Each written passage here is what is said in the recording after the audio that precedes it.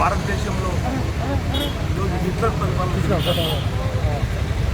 నిజంగా కుటుంబ ప్రభుత్వం వచ్చిన తర్వాత దళితులను చూడకుండా, దళిత సోదరులను చూడకుండా వాళ్ళకి రాజ్యాంగం ప్రకారం అన్నీ కల్పించాల్సింది పోయి ఒక దౌర్జన్యంగా వాళ్ళు ఇల్లు నిలబట్టి చేయడం అనేది చాలా దారుణం.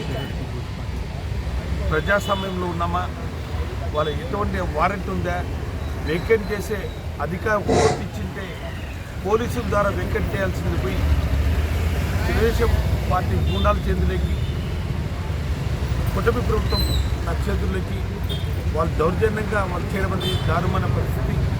నిజంగా ఈరోజు 16 రోజులు అవుతుంది సిపి ఆధ్వర్యంలో అఖిలపక్షం అందరూ కూడా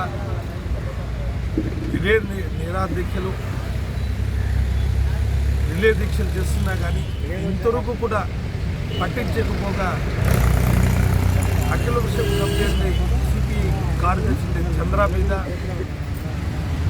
15 మంది మీద కేసు పెట్టమన్నది మరో దారుణమైన పరిస్థితి. రాష్ట్రంలో మనం చూస్తున్నాం, ఎవరు ప్రశ్నిస్తే హక్కు గొంతు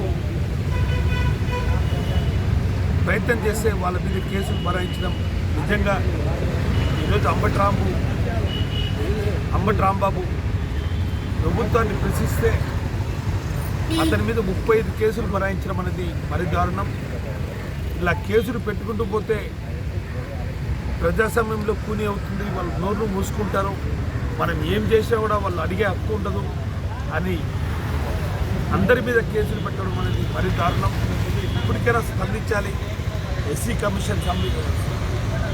కమిషన్ స్పందించాలా, హ్యూమన్ రైట్స్ వాళ్ళు కూడా స్పందించాలి. ఇలాంటి దారుణమైన పరిస్థితులు ఈ రాష్ట్రంలో కొనసాగుతున్నాయి. మరీ కడప నగరంలో ఏ రోజు కానీ ప్రజాస్వామ్యంలో అందరూ కూడా ఉన్నా కానీ ఈరోజు మహాకూటమిని శాసనసభ్యురాలు ఇంటి దగ్గర ఉన్న స్థలంలోనే వాళ్ళు ఖండించాలని తెలియజేయడం అనేది మరి దారుణం.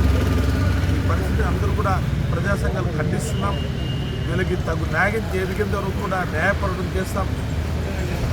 నిజంగా స్వతంత్ర సమయంలో ఇల్లుని నీటమట్టం చేశారంటే సామాన్య మానవునికి పరిస్థితి ఎలా ఉంటుందో మీరు అర్థం చేసుకోవాల్సిన కడప నగర ప్రజలు, జిల్లా, ఆంధ్ర రాష్ట్ర ప్రజలందరూ కూడా గమనించాలి.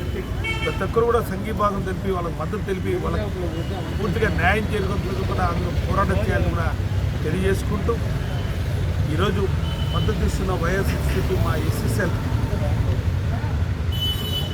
వెంకటేశ్వర్లకి, జిల్లా అధ్యక్షుడికి, వినోద్కి, ముఖ్యంగా ఈరోజు మా రాష్ట్ర సంయుక్త కార్యదర్శి కిషోర్కి, అలాగే బ్రాహ్మణ సంఘం అధ్యక్షుడు నారాయణ స్వామి శర్మ గారికి, సంపత్కి, మా నగర ఎస్ఎస్ఎల్ నాయకుడు సంపత్కి, బాబుకి, అందరికీ కూడా ఈ పోరాటం ఇంతతో ఆగదు.